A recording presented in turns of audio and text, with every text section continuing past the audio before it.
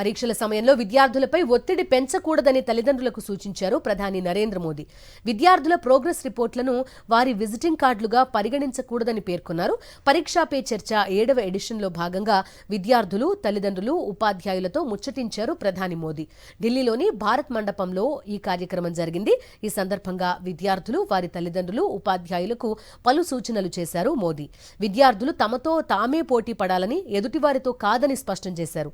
ప్రశాంత వాతావరణంలో విద్యార్థులు పరీక్షలు రాసేలా చూడాలని టీచర్లకు పిలుపునిచ్చారు. విద్యార్థుల జీవితాలను మార్చడమే ఉపాధ్యాయుల విధి అన్నారు ప్రధాని. స్టూడెంట్స్తో టీచర్లు అనుబంధం పెంపొందించుకోవాలన్నారు. అప్పుడే వారి టెన్షన్స్ ని తగ్గించగలరని సూచించారు. పరీక్షా పే చర్చలో భాగంగా అనకాపల్లి జిల్లా ఉప్రపల్లి జడ్పీ హైస్కూల్లో సంగీత ఉపాధ్యాయుడు కొండకంచి సంపత్రావు అడిగిన ప్రశ్నకు సమాధానమిచ్చారు ప్రధాని మోదీ. वारी नमस्ते मंजलि। मेरा नाम कोंडकंची संपतराव है और मैं ZP high school Uparapalli Anakapalli district Andhra Pradesh में शिक्षक हूँ। सर, मेरा आपसे यह प्रश्न है कि एक शिक्षक के रूप में मैं किन तरीकों से अपने छात्रों को परीक्षा देने में तनाव मुक्त बनाने में मदद कर सकता हूँ? कृपया इस पर मेरा मार्गदर्शन कीजिए। धन्यवाद।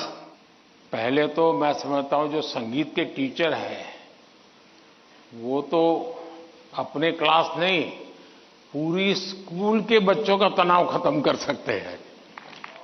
मैं तो कभी कभी पूछता हूं कई टीचरों को कि भाई आप 30 साल से टीचर हैं, जो पहले बार आपके यहां पढ़ाई करके गए होंगे शुरू में, अब तो उनकी शादी हो गई होगी, क्या कोई आपका स्टूडेंट अपना शादी का कार्ड देने आया था क्या? 99% टीचर मुझे कहते हैं कि नहीं, कोई स्टूडेंट नहीं आया। मतलब हम जॉब करते थे, हम जिंदगी नहीं बदलते थे।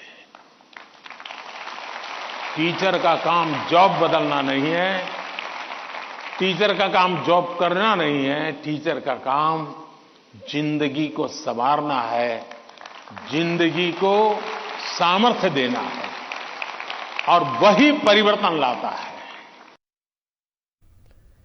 అయోధ్యలో బాలక్రామ్ను దర్శించుకున్నారు ఉత్తరప్రదేశ్ సీఎం యోగి ఆదిత్యనాథ్. కేబినెట్ సహచరులతో కలిసి బాలరాముణ్ణి దర్శించుకుని ప్రత్యేక పూజలు చేశారు. ప్రాణప్రతిష్ఠ తర్వాత తొలిసారి అయోధ్య వచ్చారు సీఎం యోగి. రామమందిరంలో దర్శన ఏర్పాట్లు, భక్తులకు సౌకర్యాలు, భద్రతా అంశాలు పరిశీలించి అధికారులకు పలు సూచనలు చేశారు.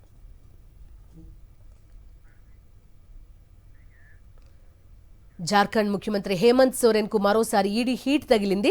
సోరెన్ ను విచారించేందుకు ఢిల్లీలోని ఆయన అధికారిక నివాసానికి చేరుకున్నారు ఎన్ఫోర్స్మెంట్ డైరెక్టరేట్ అధికారులు. భూ కుంభకోణానికి సంబంధించి మనీ లాండరింగ్ కేసులో ఈ నెల 27న ఈడీ ఆయనకు సమన్లు జారీ చేసింది. జనవరి 27 నుంచి 31 లోపు ఏదైనా ఒక రోజు విచారణకు హాజరయ్యేలా అవకాశం ఇచ్చింది. అయితే ఈ నోటీసులపై సీఎం హేమంత్ సోరెన్ స్పందించలేదు. దీంతో ఈడీ అధికారులు ఆయన నివాసానికి వెళ్లారు. అయితే అర్ధరాత్రే సీఎం హేమంత్ సోరెన్ ఢిల్లీ నుంచి వెళ్లిపోయినట్టు సమాచారం.